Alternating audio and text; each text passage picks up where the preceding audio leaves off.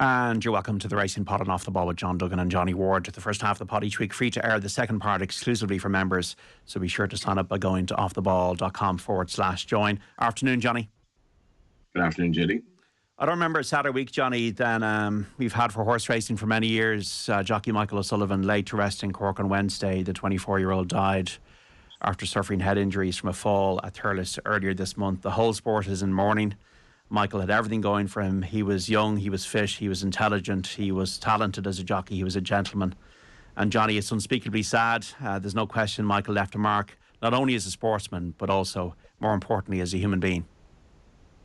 Yeah, very well said, JD. I have to say, just from somebody who would have met Michael at the races and through racing, and wouldn't have known him as well as, you know, some of his good friends like Harry Swan and people like that. I still found the time between that incident at Thurles and his eventual passing, I found it tough, and I felt that in the racing community as well, that it was suggested to me quite early on that Michael was in for a battle, but you're obviously hoping against hope, and those of us who mightn't necessarily say prayers every week, we're very inclined to say prayers for Michael, because I just found this very, very tough to deal with, to be honest, because he was an absolute gentleman to deal with. The last winner that he rode was Young Lucy at Down Royal. I happened to be on racing TV duty that day, so I interviewed him after race, and he'd always address you by your name, really, really mannerly. He'd always go out of his way to say hello to you at the races, polite and kind and very talented. And his freelance career was kind of, I suppose, was just taking off. The racing is a dangerous sport. It's exceptionally dangerous. What other sport has an ambulance following you around at work? And we've had, the ground at this time of the year as well is faster than normal, and things conspired against him and all of that, but it was just awful to deal with for his family. I hope they get some solace. 7 hours the removal I think took on Tuesday, and I hope they got some solace from the outpouring of emotion. I imagine it was tough for the jockeys as well. I was racing at Dundalk last week, and I found it all a bit surreal, and that was dealing with like the flat guys, and I feel that the jockeys would have found it difficult as well, but Michael was very, very talented, and it just goes to show the risks that these guys take on every time they race. And my heart goes out to his family. I don't know his family well at all, but I see he's an extended family members, his granny, mentioned on RIP.ie as well.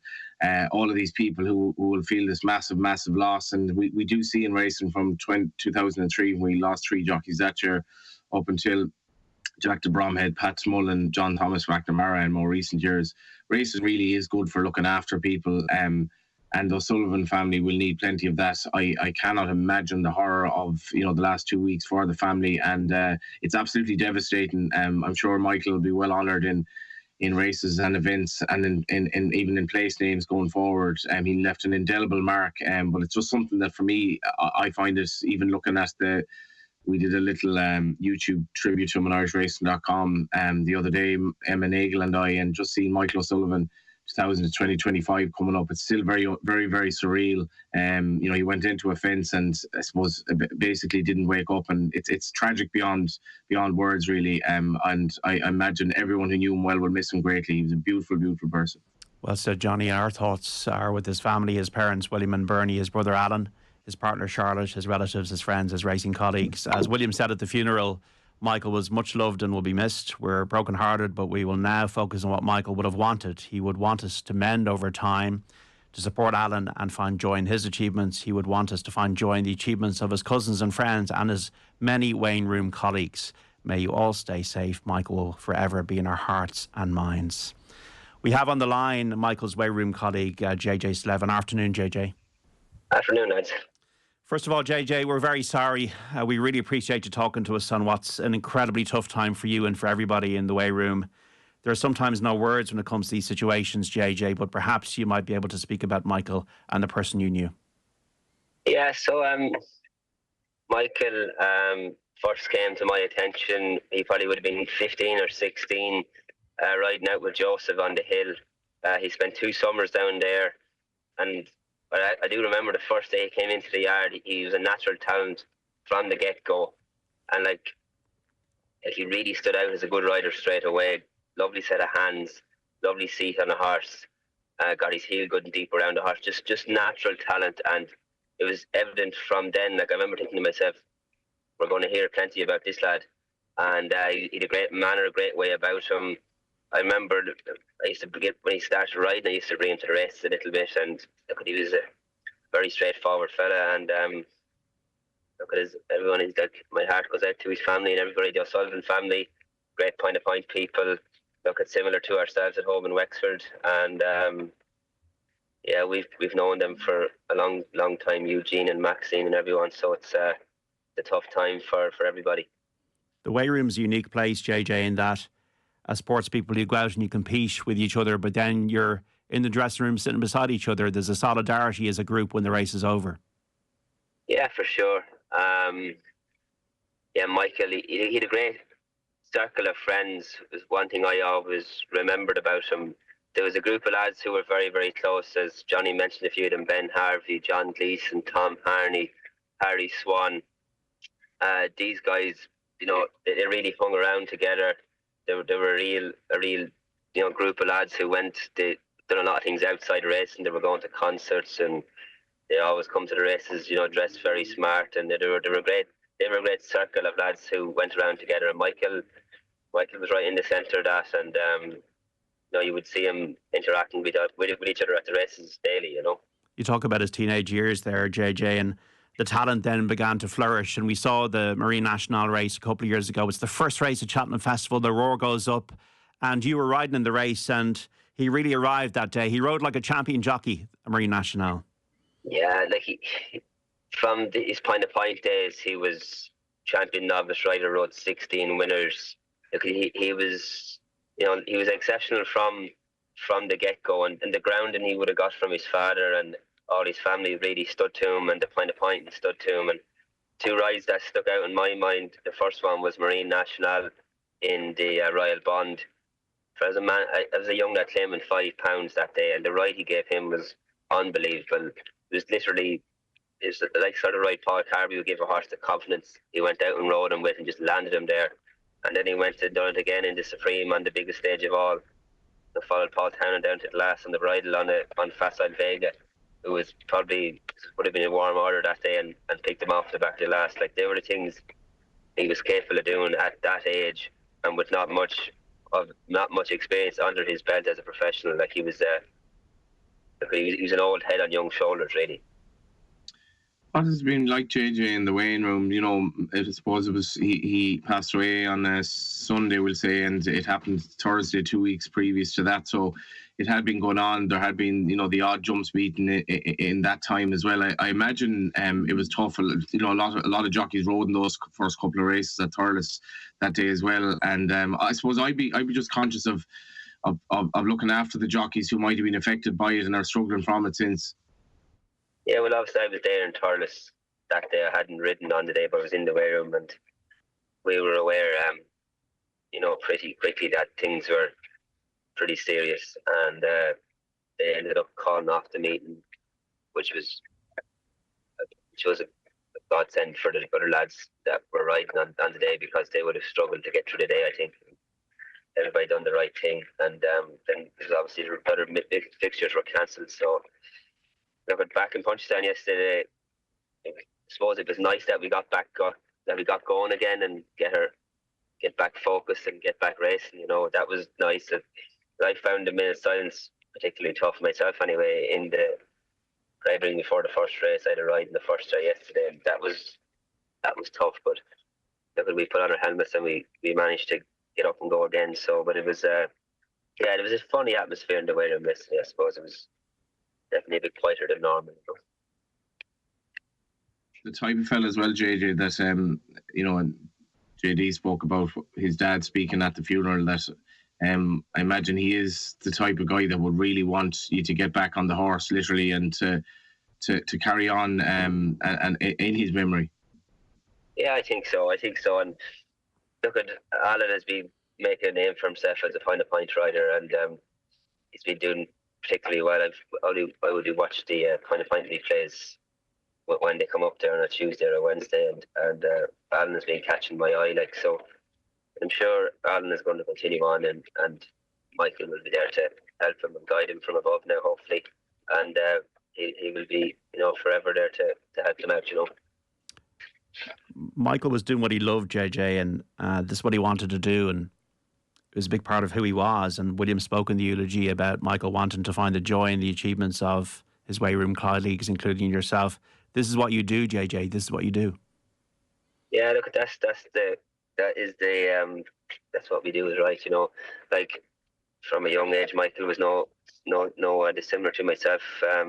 Just wanted to be a jockey and ride horses, and the reason to do that is to, first of all, for the love of horses, and the second of all is to win. And the winning is what keeps us going, and that's what keeps us motivated. And look at Michael in his short time with us, he achieved a hell of a lot, and like those Cheltenham winners, and he had a hell of a career in a short period of time, and it's just, he's been taken way too soon, and God knows what he'd have done if he'd have stayed around.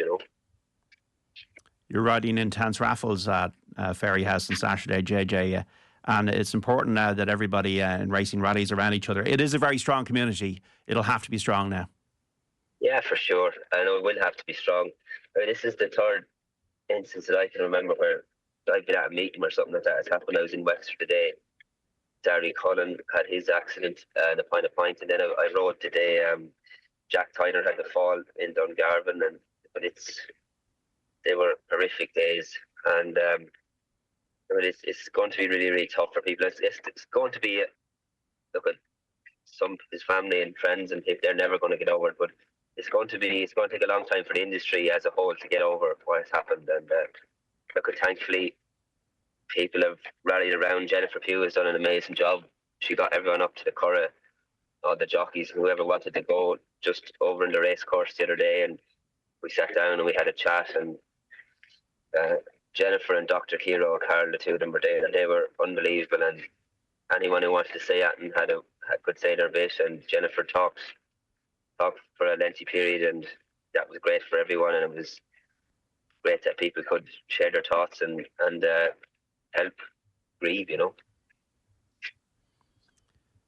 JJ, we're really sorry, and our thoughts are with you, and we appreciate you speaking so eloquently, and thank you for coming on, and look, we'll see you soon. Thank you. Thanks, Az. Thanks very much. JJ Slevin there, Irish Car National winning jockey. Johnny, life will go on, it has to, and there'll be a few tears at Cheltenham, I expect, and it's important that everybody looks out for each other, as JJ was saying there, and gets the support they need. Yeah, we're all passing through on this earth, and we'll meet our reward eventually. It's just kind of makes no sense to my in my mind at this stage, that he will be taken so soon. But lovely words from JJ and Jennifer Pugh bringing the jockeys around. I really feel that's invaluable. If you rode in that race or you rode that day, these are things they're not easy to get over. I was very, very fortunate myself. I was coming back from holidays that day. I didn't see the race, and I never will. And not to mind riding it. And jockeys can kind of bury their feelings a bit as well. And Jennifer deserves massive kudos for that, and the IHRB for looking after them, because this can be harrowing. I didn't mention Jack Tyner as well. Jack was so tragically taken so young, Robert's son, all those years ago. And I remember having to ring Robert about that at the time. He hadn't passed away, and as a journalist, it's very, very difficult to deal with these situations. I remember ringing Timmy Houlihan's parents back in 2003 or so, and the agony that they were going through. 3 jockeys passed away that year. It's a brutally, brutally dangerous sport. And you're obviously still shocked by something like this, but I think I really feel JJ spoke very nicely there about him. And when somebody passes away, you'll hear good things about him or her. That's just how it is. But Michael was just a beautiful person. He really was. He put you in good form, and he was an absolute example to anyone. Coming up in the weighing room, Just a good guy to be around. As you say, he'd achieved so much in a short space of time. But I did feel going freelance was kind of a new chapter for him. And he'd ridden Young Lucy that day in Down Royal for Tony Martin, and he'd give us a ride sort of befitting what JJ was talking about in the Royal Bond or the Freeman Marine National. Very, very quiet, kind ride. Lovely rider. And it's it's kind of surreal that racing goes on, but it just has to go on. Yes, Johnny, I was rattled, I have to say. And I remember Kieran Kelly, Hardy Eustace won the 2003 long distance hurdle or the middle distance hurdle at Cheltenham. And I remember interviewing him on the way back to the weigh room. And it was his first winner at Cheltenham for Desi Hughes. And then a few months later, he passed away in a fall, after a fall. And it was kind of, 22 years later, this is happening again. Spoke to Michael there a couple of years ago, and after Marine National and Jazzy Matty first day at Cheltenham, I was going on social media, this is the new kid on the block, and we just don't know. None of us know where things are going to go, and it's heartbreaking and it's devastating. And I suppose one thing I didn't say as well was, we are passing through, but the fact that his parents were able to donate his organs and felt that was a good thing to do to, hopefully save the life of one or other people. That's not a gesture. That really does mean so much. And what his parents would have gone through in that time, there's obviously the sudden nature of it all, but then hoping against hope that he might rally around, and then to have the wherewithal to do that is just testament to the people that they are. Thanks, Johnny. This is the Racing Pod, and we'll leave part one here and we'll start part two very shortly.